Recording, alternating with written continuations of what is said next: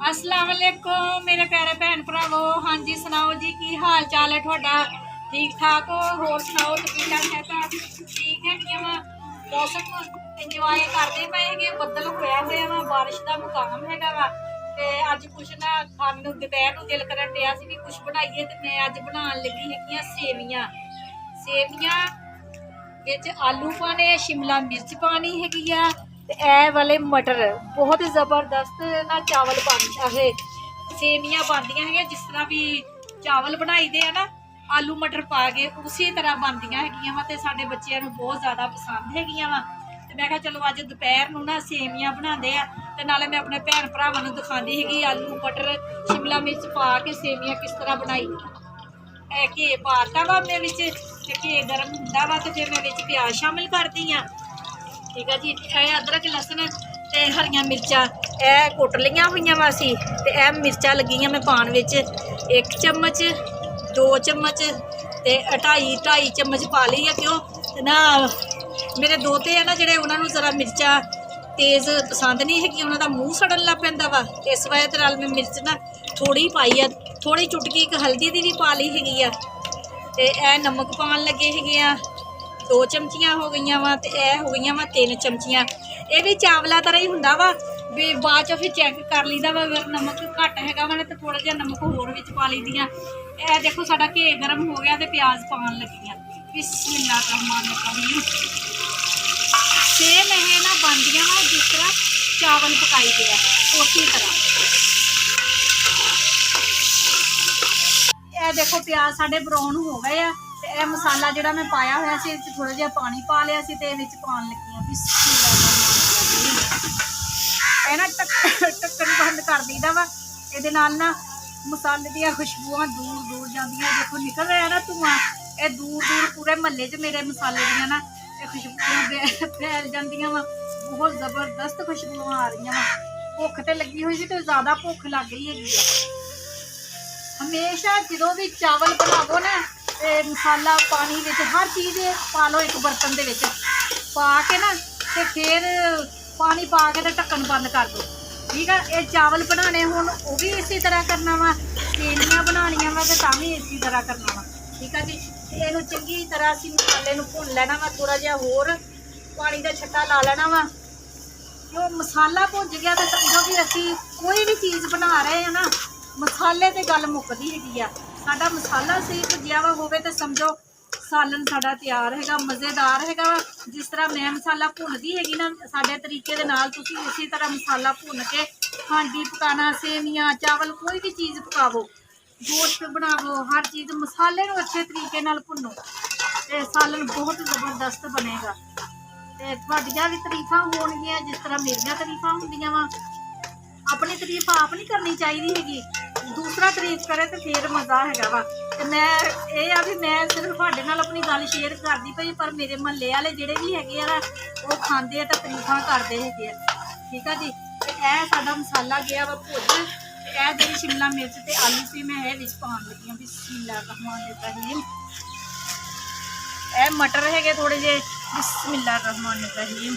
मटर भी असी विच पा ले, इन्हां थोड़ा जिहा असी भुन के ते फिर असी विच पानी पा देना। पानी भी मैं तुहानूं दसदी हैगी आ भी किन्ना क पाना वा। मैं 3 पाव सेवियां लईआं वा, ठीक है नी, 1 पाइया घट किलो 3 पा सेवियां लईआं वा, ते 3 पा सेवियां दा फिर मैं तुहानूं दसदी हैगी आ भी पानी किन्ना पाना। थोड़ा मैनूं मसाला विच ना मसाले दे विच चीज़ां भुन लैन दवो, ते फिर मैं पानी पा दूँ। हाँ जी, ये देखो मैं अच्छे तरीके दे नाल ना जिहड़ियां सब्जियां पाइयां वा ना, ये घे दे विच भुन लईआं वा। देखो घे नज़र आ रहा होगा, ये देखो घे बाहर निकलिया आ वा। अच्छे तरीके नाल ना साडियां सब्जियां भुज गईयां वा, ते मैं हुण ये पाउण लगी। ये साडा आधा किलो वाला मग्गा हैगा वा, ये मग्गा पाना वा 1। बिस्मिल्लाहिर्रहमानिर्रहीम। 1 पा लिया, ए पा ले 2, ए पा ले जी असीं 3। ठीक है जी, 3 पा साडियां सेवियां वा, ते 3 मग्गे जिहड़े मैं आधा किलो वाले सेवियां दे पानी दे विच पाते हैगे आ। ठीक है जी, ते हुण पानी साडा पकदा वा, ते फिर असीं सेवियां विच पावांगे। ते मैं हुण थोड़ा जिहा ना नमक चैक कर लवां भी नमक ठीक हैगा वा।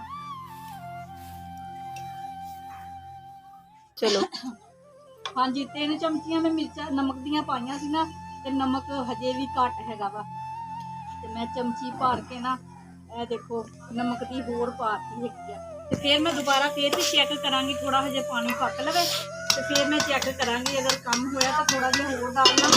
सेवियां हो गई चावल हो गए ये पकते है नमक के सिर ते नमक विच पूरा लेवल हैगा नमक का तो चीज़ मूँह नहीं लथेगी तो असीं सब कुछ पा लीए एक नमक ना विच होवे ते हांडी दा सालन दा चावलों का सेवियां का किसी चीज़ का भी मज़ा नहीं रहिंदा हैगा। सब तो जरूरी गल है मेरिया भैनों नूं नमक विच सालन दे किसी भी चीज़ दे ना चेक करके ना पूरा कर लिया करो ठीक है जी।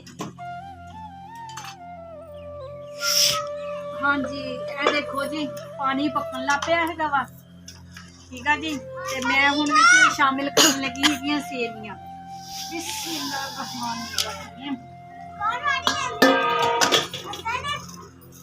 बहुत आसान तरीका हैगा वा आलू मटर वालियां सेवियां बनाने का ते मैं विच शिमला मिर्च भी पाई हैगी आ मैनू बहुत ज़्यादा पसंद हैगी शिमला मिर्च ना बहुत जबरदस्त सेवियां बनी ठीक है जी ऐसी अच्छे तरीके नाल हलाता वा ते हुण जरा मैं ढक्कन बंद कर। हाँ जी ये देखो सेवियां तकरीबन हो गई वा पानी भी साडा थोड़ा खुश्क हो गया वा ते असीं हुण इन्हां नूं ना दम ते रख देना वा तकरीबन ना 5-6 मिनट वास्ते दम ते रख देना वा ते फिर असीं दम खोल के देखते हैं कि साडियां सेवियां तैयार बिस्मिल्लाहिर्रहमानिर्रहीम।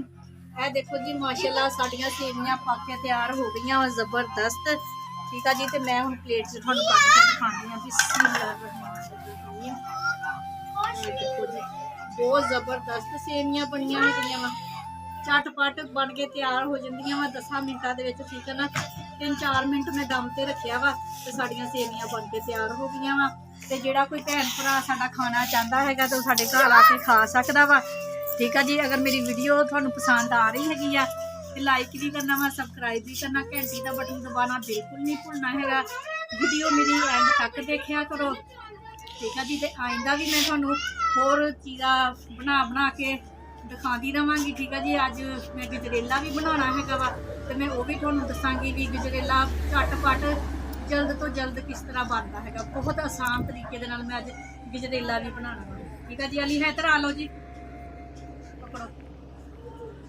सलाम लो अस्सलाम वालेकुम। हाँ जी मेरा बेटा आया वा जुम्मा पढ़ के भुख लगी हुई सी ते कहंदा मम्मा जी मैनू दे दो ठीक है जी। अल्लाह हाफिज़।